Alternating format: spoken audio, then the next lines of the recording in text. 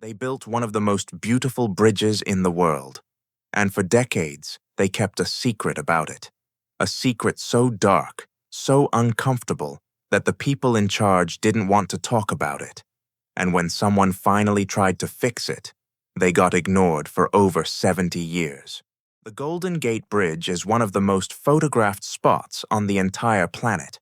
Millions of tourists visit it every year. People take pictures with it. They put it on postcards. It's on the cover of travel magazines. It looks like a dream, but underneath all of that beauty, there's a side to this bridge that most people never hear about. And once you know it, you'll never look at it the same way again. Here's something that almost nobody talks about when they bring up the Golden Gate Bridge. Since it opened in 1937, more than 1,700 people have jumped from it. That number keeps going up every single year. In fact, the Golden Gate Bridge is the most used suicide site in the entire world. Not just in the United States, in the entire world. Think about that for a second. The most beautiful bridge in the world is also the deadliest. And here's where it gets really dark. For most of its history, the bridge had absolutely nothing stopping this from happening. No net, no barrier, no real way to prevent it. Just an open railing that was barely 4 feet high. 4 feet. That's shorter than most kitchen counters. People in charge knew about it. For decades. And for decades, they did almost nothing. So how did this happen? How does a bridge become the #1 place in the world for something this serious, and nobody stops it for over 70 years? It starts with the design itself. When the bridge was built in the 1930s, the focus was on making something beautiful and strong. The orange color, the giant towers, the way it stretches across the bay, all of that was planned out carefully. But what nobody planned for was what might happen if someone was standing on the bridge at the lowest point of their life. The bridge was built to be walked across. There are pedestrian walkways on both sides. You can just walk up to the railing and look out at the water. And the water is roughly 220 feet below. Falling from that height, you hit the water at about 75 miles per hour. The chances of surviving that are almost zero. Less than 2% of people who have jumped from the bridge have survived. Now here's the part that's hard to process. In 1953, just 16 years after the bridge opened, a journalist named Marilyn Baker wrote a story about the suicide problem at the bridge. She called for a barrier to be installed. The public reacted. People wrote letters. There was real pressure to do something.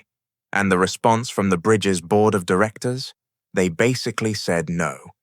Their argument was that a barrier would ruin the look of the bridge, that it would be too expensive, that people would just find another way. That argument, that a barrier wasn't worth it, was the same argument that would be repeated over and over again for the next 7 decades. The look of the bridge was more important than the lives of the people on it. That was the unspoken message for 70 years. Meanwhile, the numbers kept going up. By the 1970s, the Golden Gate had already passed every other location in the world for recorded suicides. Researchers started studying it. Psychologists started speaking out. And still, nothing changed. There's a documentary from 2006 called The Bridge. A filmmaker named Eric Steele spent an entire year filming the bridge with long-range cameras. What he captured was deeply disturbing. He recorded 23 of the 24 suicides that happened at the bridge that year. He and his crew called emergency services every single time they saw someone in distress, but there were moments they couldn't stop. The documentary created a huge response when it came out. People were shocked, angry, they wanted answers. How was this still happening? Why was there no barrier? And the answer, embarrassingly, was still the same. The bridge board voted again and again over the years. Some people wanted a net, some wanted a higher railing, some wanted cameras and phones, but every serious proposal for a physical barrier got shot down. Money, aesthetics, politics. Here's something that really puts this in perspective. There's a well-known statistic in suicidology, the study of suicide. It shows that when you put a barrier at a high-risk location, suicides at that spot go down dramatically. And suicides don't simply move to another location at the same rate. Most people don't immediately go somewhere else. The barrier actually saves lives. This has been proven over and over again at bridges all over the world. When England installed barriers on its most dangerous road bridges, suicide rates dropped significantly. Same story in other countries. The research was clear. But the Golden Gate Bridge Board kept saying no. There's another piece of this that's even harder to hear. Survivors. A small number of people have survived the fall from the bridge. Against almost impossible odds, they hit the water in a way that didn't kill them instantly. Several of them have spoken publicly about what happened, and almost all of them say the same thing. The moment they let go of the railing, they felt immediate regret. Every single one of them. The decision that felt permanent and certain in their mind became something they desperately wanted to undo in the fraction of a second after. That is exactly why physical barriers work, not because they stop someone from ever wanting to jump again, but because they introduce a pause, a delay, a moment between the darkest thought and the irreversible action. The Golden Gate Bridge had no such pause for 70 years. There's also a geographic element to this that adds another layer to the whole thing. The bridge is located in a place where a lot of people walk or drive across it regularly. People who live nearby, tourists, commuters. That accessibility is part of what makes it so beautiful, but it's also part of what makes it so dangerous. When someone is in a mental health crisis, proximity matters enormously. The bridge is just there, visible, easy to reach. And for someone in that state of mind, that visibility can be deadly. Researchers have also noted something called the celebrity effect. The idea that when a place becomes known for something, it attracts more of that thing. The Golden Gate Bridge had been written about, filmed, and discussed as a suicide site for decades. That notoriety itself became part of the problem.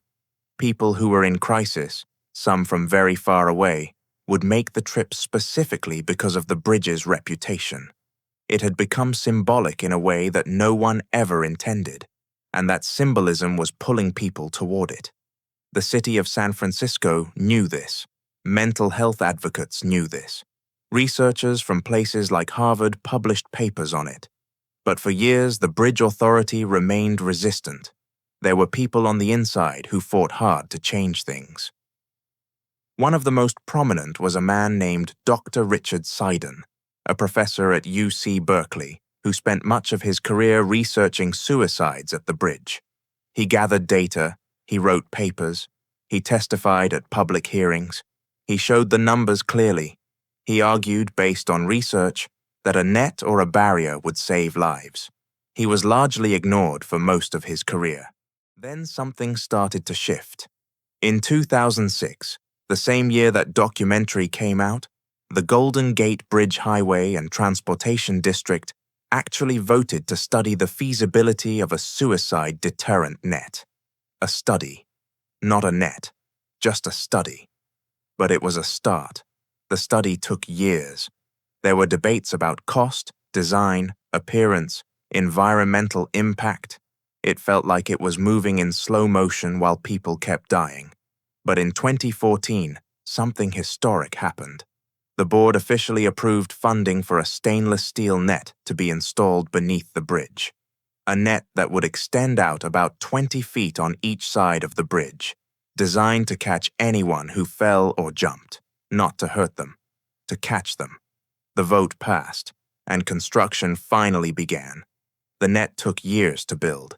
It had to be designed so it wouldn't dramatically change the look of the bridge.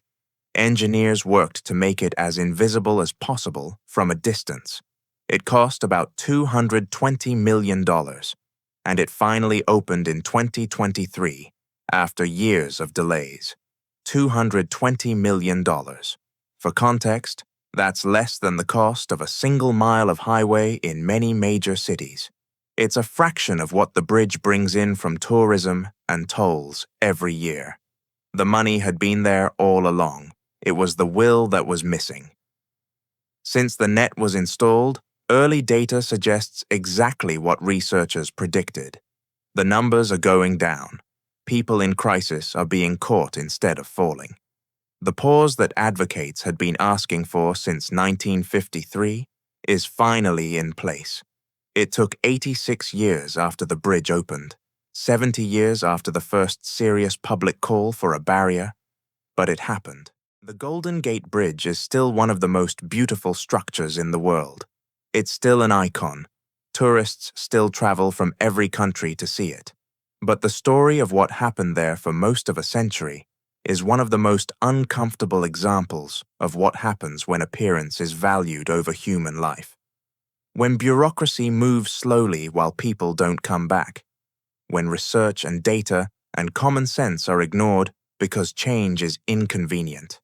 The people who fought for that net for decades, the researchers, the advocates, the survivors who spoke out, the families who lost someone, they were right. The evidence was always there. The solution was always available. It just took an almost unbearably long time for the people with the power to act to finally listen. And the bridge's dark secret isn't really a secret anymore. It's a case study. A reminder that beauty can exist alongside tragedy, and that sometimes the most important things we build aren't the ones people can see. If you want more videos like this, subscribe so you don't miss the next one.